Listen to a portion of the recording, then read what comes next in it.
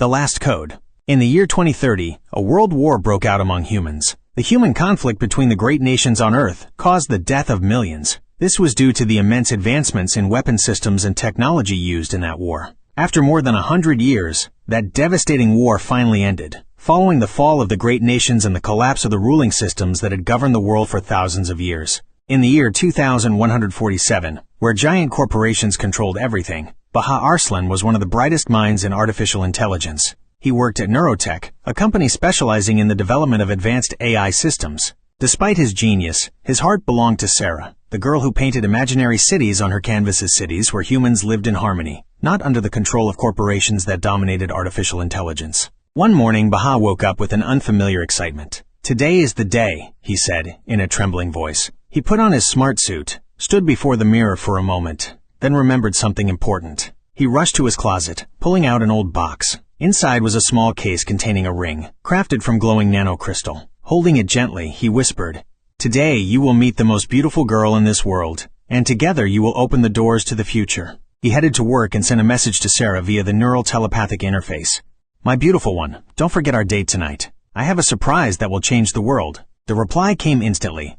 "Don't be late with some work excuse, or I'll hack your company and fire you myself." At Neurotech, Bahaa entered his lab. In front of him was the project he had spent 5 years developing, Iris, the first AI with true consciousness. But it was more than just a project. It was the key to freeing humanity from corporate control. After his final presentation to the board, everyone stood in shock. It wasn't just another system. It was a being capable of thinking and feeling. Bahaa had created life within a machine. But his plan wasn't to stay. He pulled out his resignation letter and walked into the director's office. "I'm leaving. I've had enough of serving this system." The director's face darkened with anger. "Are you insane? We need you. You won't find a better opportunity than this." Bahaa smirked. "No, the world is the one that needs me." He walked out of the company, mounted his hoverbike, and sped toward the park where he had promised to meet Sarah. He sat waiting, but time felt slow, as if the minutes stretched into years. Suddenly, he heard her voice behind him.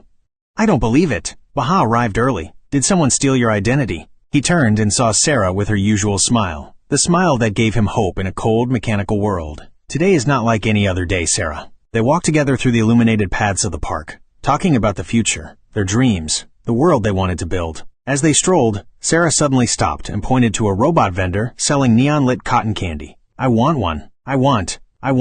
Bahaa chuckled, seeing the perfect opportunity. He approached the vendor, took the ring case from his pocket, and was about to hide it inside the cotton candy, ready to propose. But suddenly, screams, colors fading, time freezing. He spun around, eyes widening in horror. There, in the middle of the street, a motionless body lay still. Sarah! A speeding hover vehicle had hit her. Her body seemed like a part of the night, lifeless, empty. He ran to her, holding her hand, but her pulse was fading. She looked at him with eyes full of hope, then whispered, "Don't stop. Keep going. Build the future we dreamed of." Then her voice fell silent. Stay tuned for the next chapter on Spirit of the Pen.